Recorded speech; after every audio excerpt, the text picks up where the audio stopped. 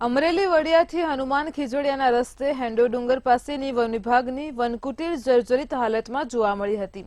આવતા જતા વાહન ચાલકો અને રાહદારીઓના આરામ માટે વનકુટીર બનાવાય છે।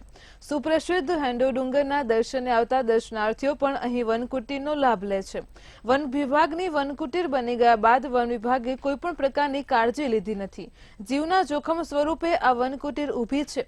કોઈ રાહદારી નિરાંતે બેસવા જતા ભોગ ન બને તે મોટો સવાલ વન વિભાગ સામે ઉઠ્યો છે। ત્યારે વડિયાના પૂર્વ ચેમ્બર્સ ઓફ કોમર્સ પ્રમુખ દિલીપ સિંગાડિયાએ વન વિભાગની બેદરકારી સામે અનેક સવાલો કર્યા છે।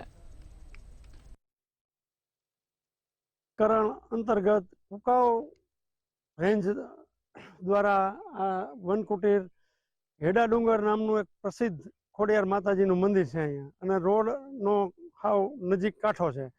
અહીંયા આવતા જતા વટે માર્ગો વનકુટીરનો લાભ લેવા માટે અને ઉનાળાના ગરમીમાં ચોમાસામાં અહીંયા ઊભા રહેતા હોય અને આશ્રય લેતા હોય, પણ તમે જોઈ શકો છો કે છેલ્લા 5-6 વર્ષ પહેલા જ માત્ર બનેલી આ વનકુટીરની હાલત વન ખાતું કાંઈ પણ જોતું નથી। અને આવી દુર્દશ અને જોખમી, કદાચ તમે અહીંયા ઊભા હો તો તમારા જાનનું જોખમ રહે એવી હાલતમાં આ ખંડેર થઈને ઊભી છે।